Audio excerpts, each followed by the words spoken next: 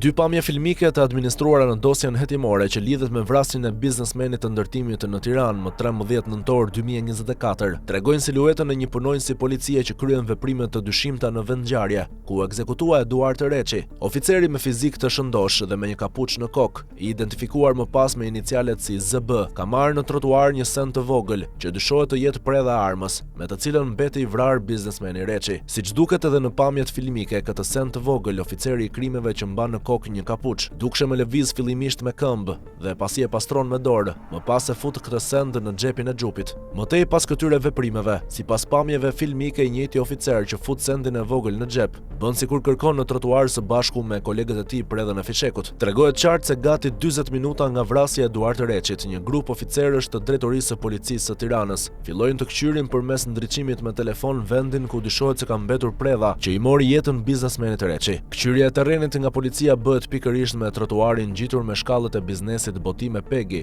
aty ku vetë policia kishte bindjen e plotë se ishte këndi i qitjes, ku ishte përplasur predha që i mori jetën Eduard Reçit. Të paktën 8 oficer policie kontrollojnë terrenin e trotuarit për disa minuta me radhë, duke përdorur elektrik dore dhe ndriçim të aparateve të telefonit. Në pamjet filmike shihet një vendngjarje krimi totalisht e parrethuar që kanë hyrë shumë persona të cilët kontrollojnë në ndritime të ndryshme. Por i vetmi punonjës policie që arrin të gjejë një send të vogël dhe ulet në trotuar duke e marrë atë dhe më pas duke e rrotulluar me gishta, është pikërisht oficeri i policisë që mban të veshur një xhup me kapuç në kokë. Për gjetjen e këtij sendi në vendin e krimit nuk është mbajtur asnjë proces verbal gjatë kqyrjes së terrenit. Madje vetë polici nuk i ka vënë në djeni kolegët e tij për sendin e gjetur në trotuar, por e ka futur atë në xhepin e djathtë të xhupit të tij dhe më pas ka vijuar kontrollin rutinë, derisa është larguar nga vendi i ngjarjes. Vendi ku godit viktima dhe vendi ku dyshohet se u gjend predha janë në distancë 4 deri në 5 metra larg nga njëra tjetra. Ndërkohë pas disa minutash oficerët rimblidhen dhe kontrollojnë pikërisht përpara shkallëve të biznesit Botime Pegi, por nuk arrin të gjejnë gjë. Sipas dosjes hetimore të hartuar nga policia e Tiranës, në pamundësi për të gjetur predhën në orët e vona të datës në 13 nëntor 2024,